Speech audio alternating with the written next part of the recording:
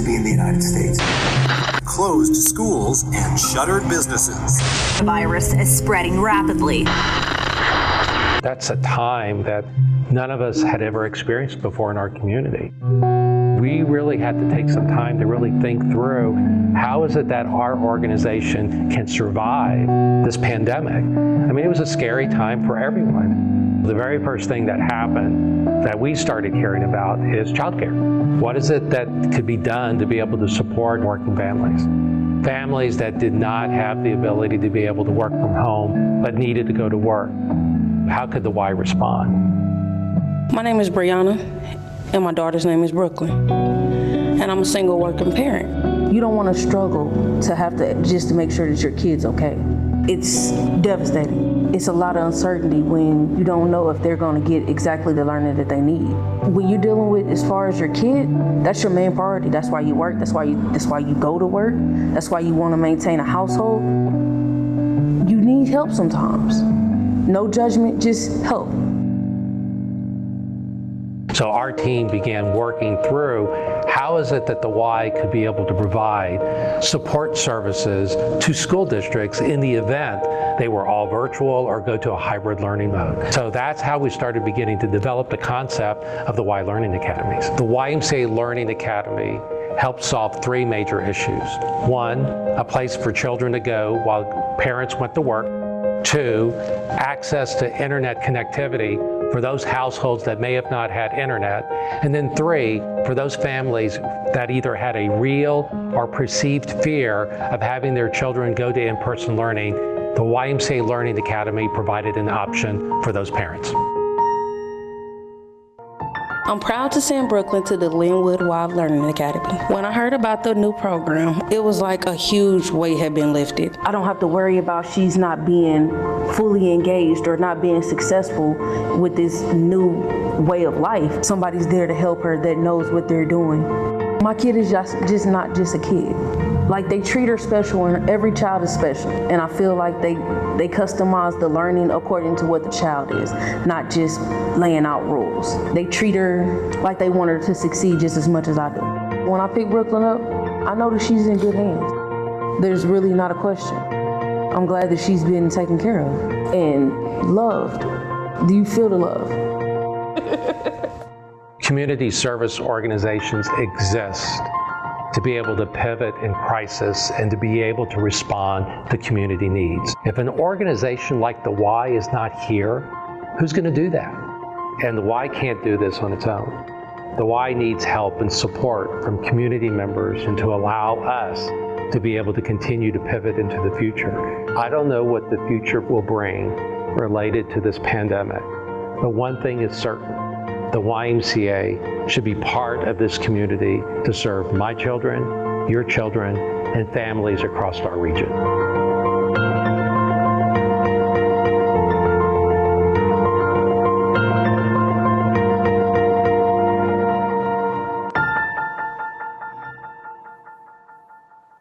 About a month ago, in addition to the testimony you saw in that video, received a really heartwarming message from a parent. Her name is Sarah. And her message said this: just wanted to share again how grateful I am for your help with Nora's enrollment. Your personal call this morning truly lifted an immense weight off my shoulders and brought tears to this usually not a crying mom's eyes. I'm so excited to keep Noah at the Colonial Church Y Academy location. She is thriving, and I know she's in great hands with the team there. Everyone has been fantastic. It is such a relief to know that she can stay at that location. I can only imagine how much work has gone into planning the Y Academy this year. A huge task for so many, but invaluable to working families. Thank you, thank you, thank you, Sarah. And I would imagine that there are stories like this every place in this community. And I'm just proud to be able to have an organization like the Y be able to pivot quickly in these types of times. So that's a little bit of what we've done in the area with over the last couple of months, but we also have been working in preschool. And you can see these children at the time, I think most of them weren't being required to wear masks, but you'll see picture number 4, they were being done there. But we were doing some of the same things in summer day camp for preschool. And then if you see the next slide, summer camp. And summer camp looked completely different this year. In fact, if you see the first slide, slide number 1 to the top left, we're doing a lot of remote drop off and pickup and doing temperature checks and asking different types of questions of their exposure level. And I'm very proud to say, all the way from the time we were doing essential childcare in early April, all the way through August, through summer camp, serving almost 900 children during that time period, we did not have one single case of COVID-19 reported during that time period. And as we expanded beyond summer camp, we did a lot of other things during that time. A lot of food drives, and this is certainly not unique to the Y, but we were doing our part as well, whether it's at the North Kansas City Y or at the Olathe Y. I think at some point there were thousands of pounds of food. We certainly partnered with harvesters and other organizations in order to get this distribution done. We also had our Head Start locations doing some of the same type of work. In fact, you see slide number 5 kind of there at the bottom at the middle. We had cars come through our drive-through, and we would actually go out and distribute the food directly to these cars, and making sure that we had food available for those that were in our program. Additionally, we still had our YMCA centers, which closed, as I mentioned earlier, all the way until June. And as you can see, we took all the safety precautions there. There I am in slide number 2 with my mask, my shield on. There on the bottom, we instituted all masks, all of our staff, doing cleaning standards, making sure all the equipment was disinfected on an hourly basis. Additionally, we still continue to do a variety of programming, whether it was our group exercise classes, and you can see the social distancing in the photo in the bottom left, but also in the top right, slide number 3, we introduced a digital library so that people can actually take advantage of exercise programs through a series of fitness videos online that they'll be able to access anytime that they want. And in fact, starting in January, we're going to be launching a brand new virtual membership option to our greater Kansas City community as well. And as we continue to look at other things that the Y has done, we also were involved with a lot of training programs on breaking the silence and talking about social injustice in our community. We were very fortunate to have Deanna King and also Dr. Andrea Hendricks lead us, along with the rest of our team, a discussion around social injustice and racial inequality. Like many of you, we also did a lot of our staff training virtually, whether it's summer date camp training, counselor training, staff meetings, those type of things. We did a lot of these same type of things as everyone else did. We also continue to do a lot of other things like community service activities. More recently, we had a voter registration happening at our North Kansas City Y. And we also, and you can see the photo down on the bottom left, number 4, voting as an example. We were also the site of being able to do ESL, English as a Second Language graduation, which is in the bottom right-hand corner of slide number 5. And as we continue services, and this just happened a couple of weeks ago, the YMCA North Kansas City just launched an urban garden, which we're now going to be able to have distribution of fresh fruits and vegetables directly on site from any of our community members, whether they're raised gardens or this wonderful greenhouse, which will allow for those fresh fruits and vegetables year round. Now I want to finally end on the downtown Y. Many know that we have been working for the last 2 years on the construction of a new downtown Y. These are some of the photos of the probably about a month or 2 ago with some of the construction. And the original plan was to have this project completed by Thanksgiving and for us to have looking at opening sometime around Christmas or a little bit earlier. In fact, the best time to open up a Y is today, except during a pandemic. But I want to give you a little visual of what this Y kind of looks like inside. And if you haven't had a chance to drive by outside, you'll see these wonderful images of this new Y that looks very similar from the exterior on one side of it, and then on the other side of it where we've done some updates. Slide number 3 shows what our lobby looks like, which was actually the original lobby from when this building was originally built in terms of some of the aesthetics in it. You also see slide number 4, the indoor swimming pool. And then I'll tease you with some other photos inside where there's wellness equipment. There's a suspended walking track around the top of it. There's a gymnasium that's inside, and there's even a teaching kitchen that's sitting in there. So an absolute gem in our community. But unfortunately, we have delayed our opening, just to let everybody know. We're going to be waiting. We do not have a projected date of when we plan to open up this Y, but it will be ready to go once downtown returns. And certainly with news of vaccine and some other things, I'm very hopeful that we'll be able to have this facility accessible to our community sooner rather than later. So that's about it. I know that was really quick, but that's kind of what's been going on here with the Y for the last 6 or 7 months. And we continue to do things in support of our community. And if there are any times, I'd be happy to take any questions from any of our folks that are here today. Wow, you guys just have a few things going on. Just a little bit.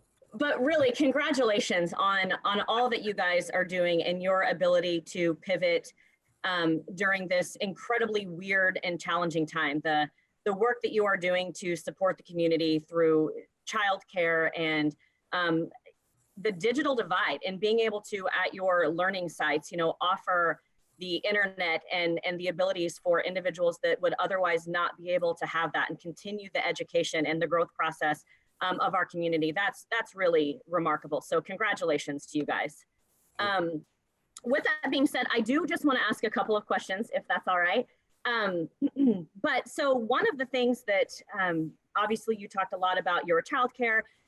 One of the great things about the Y is always your ability to be centers that are going to be open to the community to meet the needs of, mental health happenings, health and wellness, things like that. So, talk a little bit more about how you guys have worked through any concerns that are out there of people that are wanting to get out of the house, wanting to maintain their healthy lifestyle with their families or individually, and come into your centers and know that they're going to get continued quality care that you guys have always offered, but then with that extra element of safety against COVID. Yeah, and there's two things there, and I want to kind of point out. I think number one, to let everybody know, we're continuing this work and reaching out to members of our community, even those that are in our active older adults, for which we fear, because of the isolation, depression, and anxiety, those that may not be able to come in. We're making phone calls to those folks as well, checking in on them, checking on their mental health, seeing what it is that we're able to do. But as it relates to our Y facilities, I'm very proud of our team who have really stepped up and to ensure that we provide the safest facilities possible. This includes doing temperature checks and monitoring safety partitions, doing cleaning on an hourly basis, separating equipment space so that we create social distancing. Because of some of the orders that are in place, every one of our facilities do require individuals to be able to wear masks. And we've been doing that for the last 6 months anyway, but certainly we want to be able to comply to ensure that we provide the safest environment possible. And so and for the most part, as we've been hearing from those that have been utilizing our facilities, some of them have said they feel safer coming into our building than even going to the grocery store or a department store, because of how diligent we are with ensuring that we're providing the safest environment possible. That's incredible. Yeah. And I always appreciate that. I mean, it's refreshing to see organizations taking it so serious. And I'm curious of where, looking into the future of what are the long-term effects of this pandemic. Are you guys going to continue, screening and social distancing? I feel like people are going to continue wearing masks and social distance well beyond COVID. Do you have any insight on what the future looks like for you all? Boy, I wish I had some insight. Dang it! I was hoping you would. Here's what I do know. We are attempting to learn to adapt and try to figure out a way to continue to live with the virus around us. But at the same time, we're being very diligent in ensuring that we implement as much risk mitigation as possible. But the reality is we're all impacted by the social isolation and the need to be having human engagement and interaction. And although we're going to be launching digital platforms to be able to have available for mental health and other types of things, we as human creatures still need social engagement. So we're going to be there. It's going to look a little different. And will there be some things that we do in the future that maybe we're not doing today? Or what are things that we may be doing today that we may just simply say, we're just not going to do in the future? This Y has been in this community for 160 years.